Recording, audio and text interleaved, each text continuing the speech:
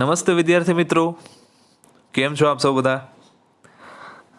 આપ સૌનું સ્વાગત છે પઢાઈ કા કવચ ચેનલની અંદર. હું તોસિફ મોણવેલવાલા નોબલહુડ સ્કૂલ ઓનલાઈન એજ્યુકેશન ક્લાસીસની અંદર આપ સૌનું સ્વાગત કરું છું.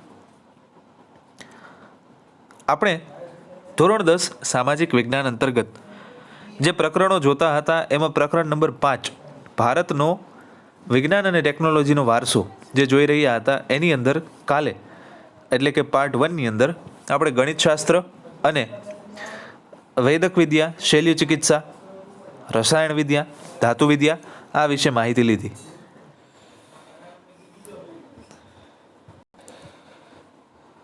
આપણે પાર્ટ 1ની અંદર આ બધા સબટોપિક વિશે અભ્યાસ કરેલો હતો, જેની અંદર મુખ્યત્વે ભારતના વિજ્ઞાન અને ટેકનોલોજીના વારસા અંતર્ગત ધાતુ વિદ્યા ખૂબ જ અગત્યની વિદ્યા સૌપ્રથમ આપણે ભણેલી, જેની અંદર અલગ અલગ પ્રતિમાઓ, ભગવાન બુદ્ધની પ્રતિમાઓ તેમજ બીજી ચોલ રાજવીના સમયમાં તૈયાર થયેલા ધાતુ શિલ્પો વિશે આપણે માહિતી લીધેલી હતી. ત્યારબાદ આપણે ભણેલા હતા રસાયણ વિદ્યા વિશે, જેની અંતર્ગત આપણે આચાર્ય નાગાર્જુન કે જે રસાયણશાસ્ત્રના આચાર્ય તરીકે ખૂબ જ વિખ્યાત હતા, તેમજ તેમનું રસાયણ વિદ્યાની અંદર ખૂબ સરસ મજાનું યોગદાન હતું. રસ રત્નાકર અને આરોગ્ય મંજરી નામના ગ્રંથો તેમના દ્વારા રચાયેલા હતા. સાથે સાથે ખૂબ જ અગત્યના કામ તરીકે તેમણે એલોપેથી એટલે કે રસાયણના ઔષધોની સાથે સાથે વનસ્પતિ ઔષધો વાપરવાની ભલામણ પણ કરેલી હતી. પારાની ભસ્મ કરીને એનો મેડિકલ ક્ષેત્રની અંદર ઉપયોગ કરવાની ભલામણ પણ નાગાર્જુને કરેલી હતી. એ સમયની અંદર અલગ અલગ યુનિવર્સિટીઓમાં ધાતુ પ્રક્રિયા કરવા માટે, રસાયણો બનાવવા માટેની ભઠ્ઠીઓ ઉપલબ્ધ હતી, તેમજ રસાયણ વિદ્યાના અભ્યાસ અને સંશોધન માટે અલગ રસાયણ શાળાઓ ઉપલબ્ધ હતી. તો ખાલી આના ઉપરથી વિદ્યાર્થી મિત્રો આપણે એક અંદાજ લગાડી શકીએ કે ત્યારનું જે રસાયણ વિજ્ઞાન હતું એ કેટલું સમૃદ્ધ હતું. એમના સમૃદ્ધિની જે એક ઝાંખી કહી શકો એ આ બધા ઉદાહરણ દ્વારા આપણે જોઈ શકીએ છીએ. મુખ્યત્વે ધાતુમાંથી બનાવેલી પ્રતિમા, ભગવાન બુદ્ધની પ્રતિમા કે જે બિહારના ભાગલપુર જિલ્લાની અંદર સુલતાનગંજ નામના વિસ્તારમાં આવેલી છે, જેમની ઊંચાઈ 7.5 ફૂટ જેટલી ઊંચી અને 1 ટન વજન ધરાવતી હોય છે. હવે આ મૂર્તિ નાલંદામાંથી મળી આવેલી છે. તો આ એક ઉત્કૃષ્ટ નમૂનો હતો. બીજો ઉત્કૃષ્ટ નમૂનો વિક્રમાદિત્ય બીજા દ્વારા દિલ્હીની અંદર નિર્માણ કરવામાં આવેલો લોહ સ્તંભ અથવા તો કહી શકો કે વિજય સ્તંભ, બંને નામે એને ઓળખવામાં આવે છે. એની ખાસિયત એ છે કે આટલા વરસાદ, ઠંડી, તડકાની અંદર એ સ્તંભને કોઈ પણ પ્રકારની અસર થયેલી નથી. અસરનો મતલબ અહીંયા એવો કરવો જોઈએ કે કોઈ પણ જાતનો કાટ લાગ્યો નથી. હવે 7,000 કિલો વજનનો આ સ્તંભ 24 ફૂટ જેની ઊંચાઈ એટલે કે અંદાજિત 2 માળની કોઈ ઇમારત હોય એના જેટલી એની ઊંચાઈ છે. તો આ રસાયણ વિદ્યાના ખૂબ જ ઉત્કૃષ્ટ નમૂનાઓ છે કે જે આપણે પાછલા પાઠની અંદર જોયા. વૈદક વિદ્યા અને શૈલ્ય ચિકિત્સા, માનવીના એક વાળને ઊભો રાખો તો એને 2 ટુકડામાં વિભાજિત કરી નાખે એટલા ચોકસાઈવાળા તેમજ એટલા શાર્પ હથિયારો કે જેને સર્જરીની અંદર વાપરવામાં આવતા, એટલા ધારદાર સાધનોનો ઉલ્લેખ વૈદક વિદ્યાની અંદર કરવામાં આવેલો છે. એની અંદર લખવામાં આવેલા ગ્રંથ મહર્ષિ ચરક અને મહર્ષિ સુશ્રુત આ બંને ખૂબ જ મહાન વૈદક વિદ્યાના જાણકાર હતા, તેમજ સાથે સાથે વાઘભટ્ટ પણ એમની સાથે જોડાયેલા હતા. એ અંતર્ગત મહર્ષિ ચરકે ચરક સંહિતા નામના ગ્રંથમાં 2000 ઉપરાંત વનસ્પતિ ઔષધિઓનું વર્ણન કર્યું છે. એક જ મિનિટ વિદ્યાર્થી મિત્રો.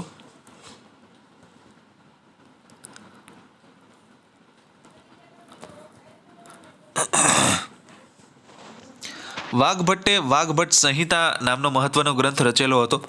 ચરક સંહિતા, સુશ્રુત સંહિતા અને વાઘભટ્ટ સંહિતા પ્રત્યેક વૈદ્ય માટે આ 3 ગ્રંથોનો અભ્યાસ ખૂબ જ ઉપયોગી છે. તેમજ વિદ્યાર્થી મિત્રો, પ્રાચીન ભારતના હિન્દુઓના ઔષધ શાસ્ત્રમાં ખનિજ, વનસ્પતિ અને પ્રાણીઓની ઔષધિઓનો વિશાળ સંગ્રહ સમાયેલો છે. અલગ અલગ પ્રકારના તૂટેલા હાડકાં હોય, હરસ, મોતિયો, પથરી, ડિલિવરી વખતના ખૂબ જ દુખાવા સર્જક ઓપરેશનો પણ ત્યારના સમયના જે ચિકિત્સાકારો હતા એઓ કરતા હતા. ત્યારબાદ પ્રાણીઓને લગતા ગ્રંથોનું નિર્માણ તેમજ તેને લગતી ચિકિત્સા પદ્ધતિઓનું સંશોધન આ ચિકિત્સકોએ કરેલું હતું. એમાં ખાસ કરીને હાથી અને અશ્વ આ બંનેને લગતી બીમારીઓના ગ્રંથ હસ્તી આયુર્વેદ અને અશ્વશાસ્ત્ર ખૂબ જ પ્રખ્યાત છે. અને વાઘભટ્ટે આમના નિદાન ક્ષેત્રે અષ્ટાંગ હૃદય જેવા ગ્રંથો લખી મહત્વનો ફાળો આપ્યો હતો. ત્યારબાદ છે ગણિત શાસ્ત્ર, ખૂબ જ મહત્વનું શાસ્ત્ર કહી શકો કે જેના થકી જે ગણતરીઓ રહી અથવા તો જે ખૂબ જ મોટા કોયડાઓ રહ્યા આ શાસ્ત્ર દ્વારા એમનો ઉકેલ મળેલો હતો. તો ગણિત શાસ્ત્રની અંદર આખી દુનિયાનો વ્યવહાર ચાલે એ માટેની એની અંદર ક્ષમતા હતી. મુખ્ય વૈજ્ઞાનિકો અથવા તો કહી શકો કે ગણિત શાસ્ત્રીઓ આર્યભટ્ટ, ભાસ્કરાચાર્ય આ બધા લોકોનો ફાળો ખૂબ જ અગત્યનો હતો. શૂન્યની શોધ હોય, સરવાળા અને બાદબાકીની નિશાનીઓ હોય કે પછી એકની પાછળ જીરો લગાવતા સંખ્યા જે બને છે એમના નામકરણ હોય, આ બધી વસ્તુઓનું એક વ્યવસ્થિત ગઠન કરી અલગ અલગ ગણિત શાસ્ત્રીઓએ ખૂબ જ વિશેષ ફાળો આપેલો હતો. પાઈની કિંમત, આર્યભટ્ટ ખૂબ જ પ્રભાવશાળી ગણિત શાસ્ત્રી હતા એ વખતના કે જેમણે પાઈની કિંમત શોધેલી હતી કે જેના દ્વારા વર્તુળોના ક્ષેત્રફળ તેમના પરિઘ માપવા શક્ય બન્યા. સાથે સાથે મુખ્ય શોધ શૂન્યની કરી હતી આર્યભટ્ટે. ત્યારબાદ દશગીતિકા અને આર્યભટ્ટિયમ જેવા ગ્રંથો એમણે લખેલા હતા અને આર્ય સિદ્ધાંતમાં જ્યોતિષશાસ્ત્રના મૂળ સિદ્ધાંતોનું સંક્ષેપમાં વર્ણન પણ એમણે આપેલું છે. તો આ રીતે આર્યભટ્ટ ગણિત શાસ્ત્રના પિતા તરીકે ઓળખાયા. તો વિદ્યાર્થી મિત્રો, પાર્ટ 1 વિશે આ હતું એક થોડુંક ક્વિક રિવિઝન કે જેના દ્વારા તમે આ લેક્ચર સાથે પેચઅપ થઈ શકો. હવે આપણે અભ્યાસ કરીશું અન્ય વિજ્ઞાનો વિશે કે જે અલગ અલગ પ્રકારના બીજા વિજ્ઞાન હતા.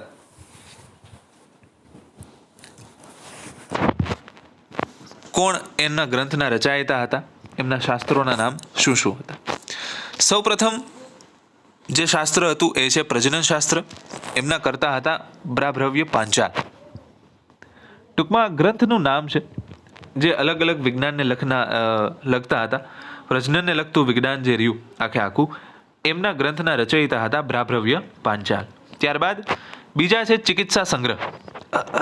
ચક્રપાણી દત્ત નામક લેખક જે રહ્યા એમણે આ વિજ્ઞાન જે રહ્યું એ અંતર્ગતનો ગ્રંથ લખેલો હતો.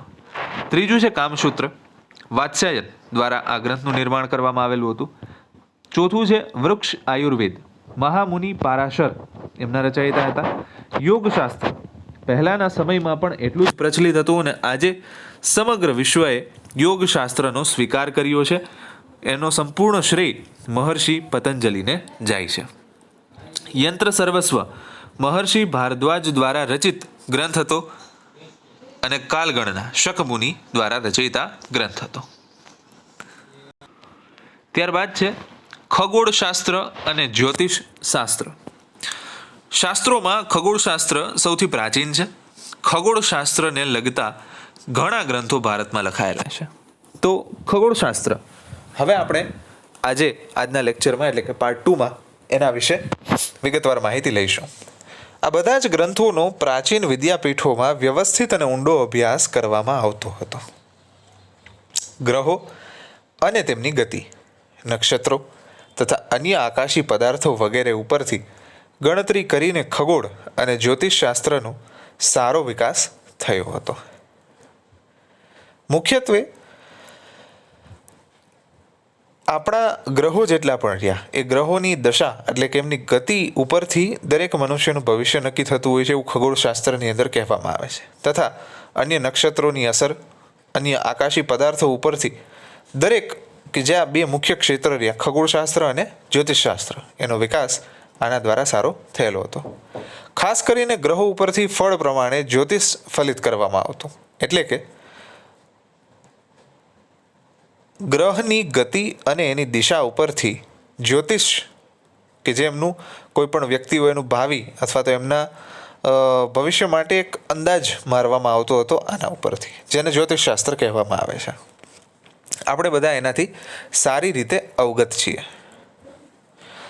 જેમના નામ પરથી ભારતના પ્રથમ ઉપગ્રહનું નામ આર્યભટ્ટ રાખવામાં આવ્યું, તે આર્યભટ્ટનું ખગોળ વિજ્ઞાન ક્ષેત્રે મહત્વનું યોગદાન છે. તેમણે પૃથ્વી પોતાની ધરી પર ફરે છે તથા ચંદ્રગ્રહણનું સાચું કારણ પૃથ્વીનો પડછાયો છે તેમ સાબિત કર્યું. એટલે કે આર્યભટ્ટનું યોગદાન માત્ર ગણિત શાસ્ત્ર પૂરતું મર્યાદિત ન હતું, પરંતુ એમણે ખગોળશાસ્ત્ર અને જ્યોતિષશાસ્ત્રની અંદર પણ ખૂબ જ મહત્વનું યોગદાન આપેલું છે. અને આ કારણે જ ભારતનો જે પ્રથમ ઉપગ્રહ લોન્ચ કરવામાં આવ્યો એનું નામ આર્યભટ્ટ રાખવામાં આવ્યું.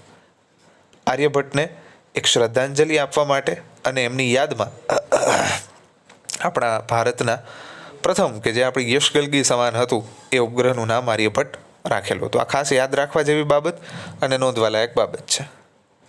એમણે એટલે કે આર્યભટ્ટે પૃથ્વી પોતાની ધરી પર ફરે છે તથા ચંદ્રગ્રહણનું સાચું કારણ પૃથ્વીનો પડછાયો છે એમ સાબિત કરી બતાવ્યું હતું.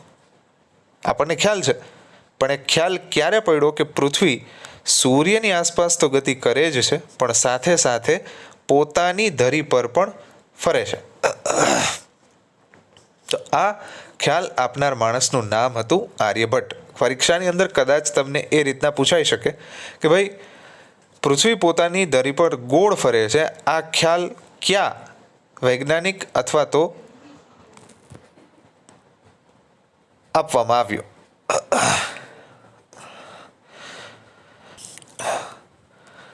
ત્યારબાદ બીજું છે કે જેને વિદ્વાનો અજરભર નામથી સંબોધતા હતા. એટલે કે જે ચંદ્રગ્રહણની ઘટના વિશે આર્યભટ્ટે સંશોધન કર્યું કે ભાઈ પૃથ્વીના પડછાયાથી જ ચંદ્રગ્રહણ થાય છે, તો આ ઘટનાને અજરભર તરીકે સંબોધાતી હતી. એ જ રીતે બ્રહ્મગુપ્તે બ્રહ્મ સિદ્ધાંત ગ્રંથમાં ગુરુત્વાકર્ષણના નિયમોને પણ ઉલ્લેખિત કર્યા છે. એટલે કે બ્રહ્મગુપ્ત આજ વિજ્ઞાનના એક સ્કોલર કહી શકો તમે. એમણે પોતાનો ગ્રંથ બ્રહ્મ સિદ્ધાંત, ખાસ આ દરેક વિજ્ઞાનની અંદર અલગ અલગ શાસ્ત્રીઓએ લખેલા ગ્રંથો યાદ ખાસ રાખવા, બરાબર. એણે ગુરુત્વાકર્ષણના નિયમોને ઉલ્લેખ કરેલો છે. ત્યારબાદ છે જ્યોતિષ શાસ્ત્રને તંત્ર, હોરા અને સંહિતા એવા 3 ભાગમાં વહેંચનાર વરાહમિહિર મહાન ખગોળવેતા તથા જ્યોતિષ શાસ્ત્રી હતા, બરાબર. એટલે કે વરાહમિહિર, અહીંયા જે તમને ઇમેજ આપેલી છે, અહીંયા જે ફોટોગ્રાફ આપેલો છે, તો એ જ્યોતિષશાસ્ત્રી વરાહમિહિરનો ફોટોગ્રાફ છે. હવે એમણે 3 ભાગમાં વહેંચી નાખેલું જ્યોતિષશાસ્ત્રને. પહેલું છે તંત્ર, પહેલો ભાગ, બીજું છે હોરા અને ત્રીજું છે સંહિતા. તો આ પ્રકારે જ્યોતિષશાસ્ત્રના 3 વિભાગ કરનાર પ્રથમ જ્યોતિષશાસ્ત્રી વરાહમિહિર હતા. તેમણે બૃહદ સંહિતા નામના ગ્રંથની રચના કરી. નોંધવાલાયક બાબત છે ખાસ, અને ટીકમાર્ક કરજો. જેમાં આકાશી ગ્રહોની માનવીના ભવિષ્ય પર થતી અસરો, મનુષ્યોના લક્ષણો, પ્રાણીઓના વર્ગો, લગ્ન સમય, તળાવો, કૂવાઓ, બગીચા, ખેતરોમાં વાવણી વગેરે પ્રસંગોના શુભ મુહૂર્તોની માહિતી દર્શાવી છે. એટલે કે વરાહમિહિર ને એક રીતે કહી શકીએ કે જ્યોતિષશાસ્ત્રના પિતા છે. કેમ કે એણે બૃહદ સંહિતા નામનો જે ગ્રંથ રચ્યો એની અંદર દરેક ગ્રહની મનુષ્યના ભવિષ્ય પર શું અસર થાય છે એની જાણકારી નોંધેલી છે. બીજું, મનુષ્યના લક્ષણો કેના ઉપર આધારિત છે એ માહિતી સંગ્રહિત છે. ત્રીજું છે પ્રાણીઓના વર્ગો, એટલે કે કયા વર્ગની અંદર કયું પ્રાણી આવે છે. ચોથું છે લગ્ન સમય, ખાસ કરીને આપણે ત્યાં શુભ કામ જે કરવામાં આવે છે એમાંનું એક લગ્ન. તો લગ્ન કોઈ શુભ મુહૂર્તની અંદર લેવામાં આવે છે અને ફેરા ત્યારે જ ફરવામાં આવે છે. તો મુહૂર્ત ઉપર જે આપણે એક ચાલીએ છીએ હિન્દુ સંસ્કૃતિ પ્રમાણે, તો એના માટે જે વિગતવાર નોંધ રહી એ આ બૃહદ સંહિતા વરાહમિહિર દ્વારા રચિત જે ગ્રંથ રહ્યો એની અંદર કરવામાં આવેલી હતી. ત્યારબાદ છે બીજા શુભ કામો જેવા કે તળાવ ખોદવું, મોટા રાજા હોય પહેલાંના સમયમાં અને એમને પોતાના પ્રદેશની અંદર તળાવ ખોદીને પ્રજાના પાણીનો પ્રશ્ન હલ કરવો હોય તો એ ખૂબ મોટું કામ ગણાતું, કારણ કે પ્રજાની સેવા માટેનું કામ છે અને એ વ્યવસ્થિત રીતે પાર પડી જાય તો ઘણા બધા પ્રશ્નોનો નિકાલ આવી શકે છે. સાથે સાથે કૂવાઓ છે, બગીચા બનાવવા તેમજ ખેતરોમાં વાવણી કરવા, કોઈ એક ખેતરની અંદર વાવણી કરવા માટે કયો સમય સારો છે એ બધાની માહિતી એની અંદર દર્શાવી છે. આપણને ખ્યાલ છે કે કોઈ પણ એક ખેડૂત હોય તો ખેડૂત માટે એના ખેતરની અંદર વાવવામાં આવેલો પાક એના માટે એક પ્રકારની આર્થિક પ્રવૃત્તિ છે, એ પૈસા છે એના માટેના. કેમ? તો કે પાક દ્વારા જ એ પોતાની આવકનું સર્જન કરી શકશે. તો હવે એ શુભ મુહૂર્તની અંદર વાવણી થાય તો વરસાદ સારો પડે, તડકો સારો પડે, પાક સારો થાય અને એના પૈસા સારા આવે. તો આ બધા માટે અમુક પાકનો સમયગાળો હોય છે કે એ સમયગાળા દરમિયાન જ એ પાક વાવવામાં આવે છે. તો આ બધી જ પ્રકારની માહિતીનો સંગ્રહ વરાહ મિહિરે પોતાના બૃહદ સંહિતા નામના ગ્રંથમાં કરેલો હતો.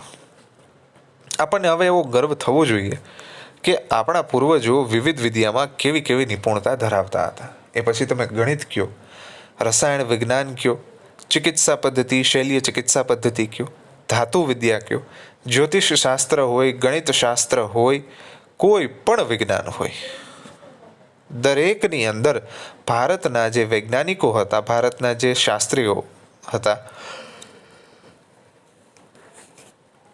એમનું ખૂબ જ મહત્વપૂર્ણ યોગદાન આ બધાની અંદર રહ્યું છે. ત્યારબાદ છે વાસ્તુશાસ્ત્ર. નવો મુદ્દો છે વાસ્તુશાસ્ત્ર.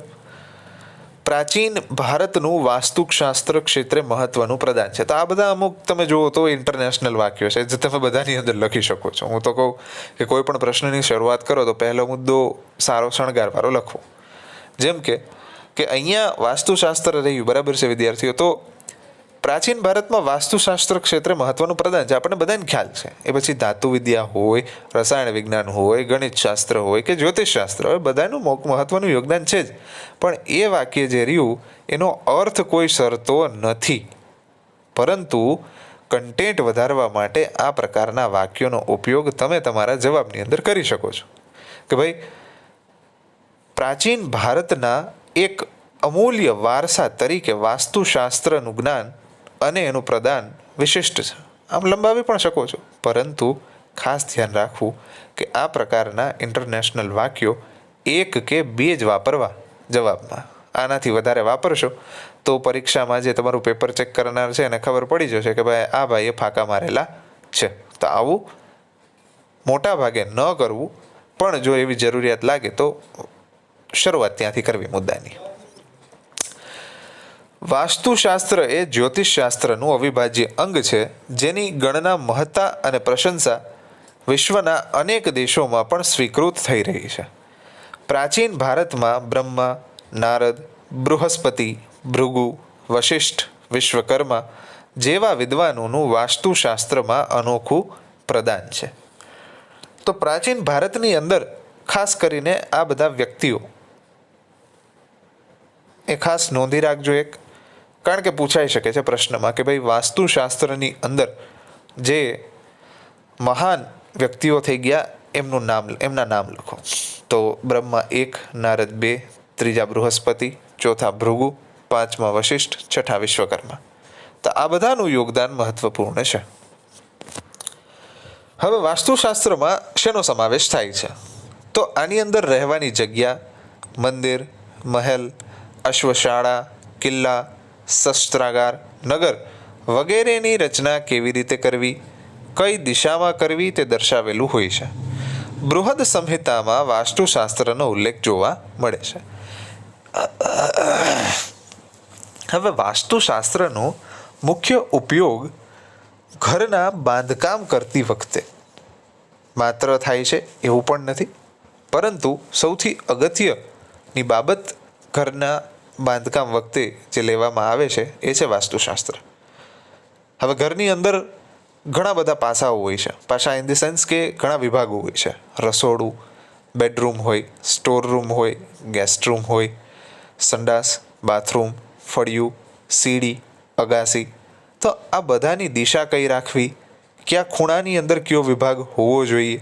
આપણે કેમ કોઈ પણ બેડરૂમની અંદર તમે જાઓ તો અંદર જતી વખતે જ બધી વસ્તુઓ અરેન્જ કરેલી હોય, સામે બેડ હોય ને એક ખૂણાની અંદર બાથરૂમ બનાવવામાં આવે છે. તો આવું જ શું કામ છે? અંદર જતી વખતે તરત બાથરૂમ કેમ નથી આવતું, ત્યારબાદ એમાંથી કેમ રૂમમાં નથી જવાતું? સો આ બધા પાછળ વાસ્તુશાસ્ત્ર જે રહ્યું એ જવાબદાર છે. ત્યારબાદ છે મંદિરોની રચના કરતી વખતે પણ ખાસ વાસ્તુશાસ્ત્રનું ધ્યાન રાખવામાં આવે છે. મહેલોની રચના વખતે, અશ્વશાળાની રચના વખતે, કિલ્લાઓ, શસ્ત્રાગાર તેમજ નગરની રચના કેવી રીતના કરવી, કઈ બાજુ એટલે કે કઈ દિશાની અંદર મહેલ હોય કે પછી ઘર હોય એનો ભાગ રાખવાથી વધારે લાભ થશે, તો એના આધારે જે રચના કરવામાં આવે છે એ વાસ્તુશાસ્ત્રને આધારિત રચના છે એવું કહી શકાય છે. 15મી સદીમાં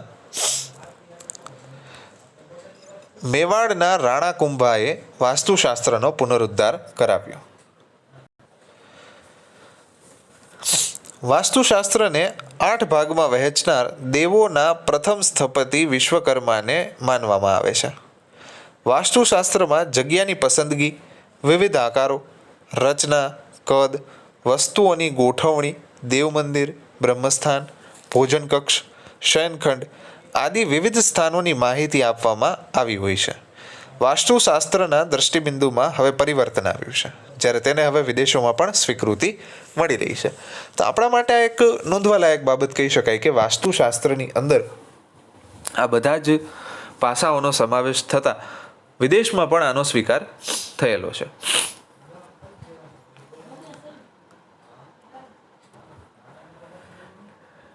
સાથે સાથે કહી શકાય કે વાસ્તુશાસ્ત્ર હોય, યોગશાસ્ત્ર હોય, ભારતના પ્રાચીનતમ શાસ્ત્રો હોય કે ગણિતશાસ્ત્ર હોય, અત્યારના સમયમાં આ બધા જ શાસ્ત્રોનો સ્વીકાર સમગ્ર વિશ્વની અંદર કરવામાં આવી રહ્યો છે. જો અહીંયા કીધેલું જ છે, પ્રાચીન ભારતના વિજ્ઞાનનું જ્ઞાન વિશ્વમાં સ્વીકાર્ય થયું છે. આપણા ભારતની સંસ્કૃતિ વિશાળ અને વૈવિધ્યસભર છે.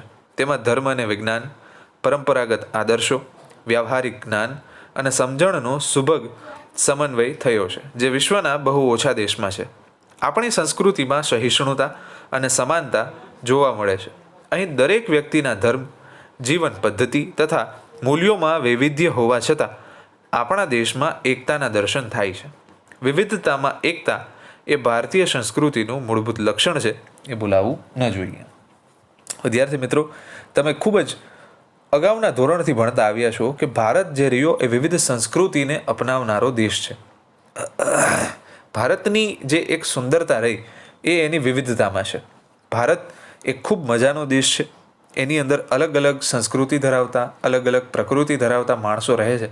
પરંતુ એ બધી વિવિધતા હોવા છતાં, હું તો કહીશ કે તફાવત હોવા છતાં પણ આપણે એકતા સાધીને જે જીવી શકીએ છીએ એ જ ખૂબ મોટી સિદ્ધિ ગણાય. કારણ કે બીજા દેશોની સરખામણીએ ભારતની અંદર જે રહ્યું એ ખૂબ બધા પ્રકારની વિવિધતાઓ છે. ઉત્તર ભારતથી લઈ દક્ષિણ ભારત ને પશ્ચિમથી લઈને પૂર્વ ભારત, ખાવા પીવામાં, રહેણીકરણીમાં, બોલીમાં, રહેણીકરણીમાં બધી જ રીતે ભારતના લોકો એકબીજાથી જુદા છે. તેમ છતાં પણ ભારત આપણો દેશ છે એવું આપણે ગર્વપૂર્વક કહીએ છીએ. એટલે કે આપણી અંદર વિવિધતા હોવા છતાં આપણે બધા એક છીએ. તો આ આપણી સંસ્કૃતિનું એક મૂળભૂત લક્ષણ છે કે જે આપણે ભૂલવું કદી પણ ન જોઈએ. તો વિદ્યાર્થી મિત્રો, મને આશા છે કે આપ સૌને આ પ્રકરણની અંદર મજા આવી હશે. આપણે ઘણી બધી બાબતો વિશે સમજ્યા. જેવી રીતે એક સાહિત્યિક વારસો હતો, થોડો કંટાળજનક હતો, પણ એના સાપેક્ષે આ જે વિજ્ઞાન અને ટેકનોલોજીનો વારસો રહ્યો થોડોક રસપ્રદ છે. સાથે સાથે હવે સ્વાધ્યાય પણ એક જોઈ લઈએ. સ્વાધ્યાયની અંદર કયા કયા પ્રશ્નો છે. ખાસ તમને ઓવરઓલ વ્યૂ આપી દઈશું, કારણ કે બધા પ્રશ્નોની ચર્ચા મેં ઓલરેડી જ્યારે હું સમજાવતો હોઉં ત્યારે કરી દીધેલી હોય છે. પ્રાચીન ભારતનું ધાતુ વિદ્યામાં પ્રદાન જણાવો. પ્રશ્ન નંબર 1 છે, મુખ્ય પ્રશ્ન 1, નીચેના પ્રશ્નોના ઉત્તર સવિસ્તર લખો અંતર્ગત. તો આ સવિસ્તર ઉત્તર જે લખવાના કે એ મુખ્યત્વે તમારે ગણવાના કે આ 4 માર્કના પ્રશ્નો છે. હવે 4 માર્કના પ્રશ્નોમાં કેટલું કન્ટેન્ટ લખવું. તો ધાતુ વિદ્યામાં પ્રદાન જણાવો તો ધાતુ વિદ્યાની અંદર જેટલા બી શિલ્પો, બુદ્ધની પ્રતિમાઓ અને અલગ અલગ પ્રકારના જે સ્થાપત્યો રહ્યા ધાતુ વિદ્યાની અંદર જે કરવામાં આવેલા છે એના ઉદાહરણ સ્વરૂપ આપીને તમે લખી શકો છો. બીજું છે કે પ્રાચીન ભારતે રસાયણ વિદ્યામાં સાધેલી પ્રગતિનું વર્ણન કરો. તો રસાયણ વિદ્યાની અંદર સૌથી પહેલા માહિતી તમારે આચાર્ય નાગાર્જુન વિશે લખવી પડે કે તેઓ આચાર્ય હતા. પછી એમના દ્વારા થયેલી શોધો. એક એમણે શોધ કરેલી હતી કે ભાઈ વનસ્પતિ અને ઔષધિઓની સાથે સાથે રસાયણનો પણ ઉપયોગ દવાઓ તરીકે કરવો જોઈએ. બીજી વસ્તુ પારાની ભસ્મ બનાવીને એનો મેડિકલ ક્ષેત્રે ઉપયોગ કરવો જોઈએ. તો આ બે મુખ્યત્વે રસાયણ વિદ્યાની અંદર કહી શકો કે મહત્વની શોધો છે. ત્યારબાદ રસાયણ વિદ્યાના ઉત્તમ નમૂના તરીકે બુદ્ધની પ્રતિમા કે જે ભાગલપુર ડિસ્ટ્રિક્ટ સુલતાનગંજ વિસ્તાર, મારી ભૂલ થઈ છે, એટલે કે બિહાર રાજ્યની અંદર જે વિસ્તાર આવેલો છે ત્યાં બુદ્ધની પ્રતિમા જે મળી આવેલી છે કે જેમની ઊંચાઈ અંદાજિત 7.5 ફૂટ અને વજન 1 ટન જેટલો છે, એટલે કે 1000 કિલોની પ્રતિમા ત્યાં આવેલી છે. એ રસાયણ શાસ્ત્રનો ખૂબ મહત્વનો મુદ્દો કહી શકો અથવા તો ઉપલબ્ધિ કહી શકો. બીજું છે વિજય સ્તંભ દિલ્હીમાં આવેલો જે વિક્રમાદિત્ય દ્વારા ચણતર કરાયેલો હતો, જેનો વજન આશરે 7 ટન જેટલો છે અને જેની ઊંચાઈ 24 ફૂટ જેટલી છે. તો આ બે ઉદાહરણો આચાર્ય નાગાર્જુન અને બીજી વિવિધ બાબતો તમે લખીને રસાયણ વિદ્યાનો પ્રશ્ન આખો લખી શકો છો. એવી જ રીતે વિજ્ઞાનના ક્ષેત્રે આપેલો વારસો જણાવો અને વૈદક વિદ્યા અને શલ્ય ચિકિત્સામાં પ્રાચીન ભારતનું મહત્વ જણાવો. તો આની અંદર તમે કન્ટેન્ટ લખી શકો છો. ખાસ બાબત ચોથા પ્રશ્નમાં કે ભારતે વિજ્ઞાનના ક્ષેત્રે આપેલ વારસો જણાવો. તો આમાં તમારે ગણિતશાસ્ત્ર, જ્યોતિષશાસ્ત્ર, રસાયણ વિજ્ઞાન, ભૌતિક વિજ્ઞાન, ધાતુ વિદ્યા બધામાંથી મુખ્ય મુદ્દાઓ ઉપાડીને આની અંદર લખવાના રહેશે. ત્યારબાદ છે મુદ્દાસર ઉત્તર લખો. 3 માર્કના પ્રશ્નો જેવા આ પ્રશ્નો થઈ જશે. તો જેમ મેં અગાઉ ચર્ચા કરેલી હતી એવી જ રીતે અહીંયા પણ બધા મુદ્દાઓ આવરી લેવાયેલા હશે કે ગણિતશાસ્ત્રમાં સાધેલી પ્રગતિ, તો ભાસ્કરાચાર્ય અને આર્યભટ્ટનું જે યોગદાન રહ્યું એ લખો. ત્યારબાદ આપસ્તંભ દ્વારા જે શુલ્વ સૂત્રની અંદર યજ્ઞ વિદ્યાઓ જે આપેલી હતી એ લખો. ત્યારબાદ ભાસ્કરાચાર્યના ગ્રંથો વિશે માહિતી લખો. સરવાળા, બાદબાકી, નિશાનીની શોધ, શૂન્યની શોધ, ગુરુત સમજ દ્વારા આપવામાં આવેલું નામકરણ કે એકની પાછળ શૂન્ય લગાડતા જાઓ તો શું નામકરણ એમ થઈ શકે, આ બધી વસ્તુ. ત્યારબાદ છે પ્રાચીન ભારતનું ખગોળશાસ્ત્ર, હમણાં જ જે આપણે ચર્ચા કરી. ત્રીજું છે જ્યોતિષશાસ્ત્રમાં ભારતનું પ્રદાન અને ચોથું છે વાસ્તુશાસ્ત્રમાં કઈ માહિતીનો સમાવેશ થાય છે. હમણાં જ આપણે બધા વિશે ચર્ચા કરેલી છે, એટલે મને નથી લાગતું કે હવે વિશેષ આપણે કોઈ ચર્ચા એની અંદર કરીશું. જેમ જેમ આપણે મુખ્ય પ્રશ્નો મોટા લઈ લઈએ તો આ બધા પ્રશ્નો સોલ્વ થતા જશે. પહેલું છે વિજ્ઞાન અને ટેકનોલોજી એટલે શું, એનો ઉપયોગ શું થાય. બીજું છે રસાયણ વિદ્યા ક્ષેત્રે નાગાર્જુને આપેલું પ્રદાન જણાવો, બરાબર. ત્રીજું છે ગણિતશાસ્ત્ર ક્ષેત્રે આર્યભટ્ટે કરેલ શોધો વિશે નોંધ લખો. ચોથું છે જ્યોતિષશાસ્ત્ર કેટલા વિભાગોમાં વહેંચાયેલું છે, 3, તંત્ર, હોરા અને સંહિતા, હમણાં જ ચર્ચા કરી. પાંચમું છે વાસ્તુશાસ્ત્રના પ્રણેતાઓના નામ આપો. તો જેમ મેં કીધું હતું કે યાદ રાખજો વાસ્તુશાસ્ત્રના અંદર સમાવિષ્ટ મહાન વ્યક્તિઓ કોણ છે એના નામ યાદ રાખજો. તો એ પ્રશ્ન ઓલરેડી આની અંદર છે. એટલે આપણે જ્યારે કન્ટેન્ટ લેતા હોઈએ છીએ ત્યારે દરેક પ્રશ્નોની ચર્ચા તો કરી જ લેતા હોઈએ છીએ, પણ છતાંય તમને એક વખત પ્રશ્ન વિશે ખ્યાલ પડે એટલા માટે આ આપણે ચર્ચા કરી લીધેલી. ચલો, તો અહીંયા પૂરું થાય છે પ્રકરણ નંબર 5. મળીશું આવતા લેક્ચરની અંદર. ત્યાં સુધી અલવિદા, ખુદા Hafiz, take care, stay blessed.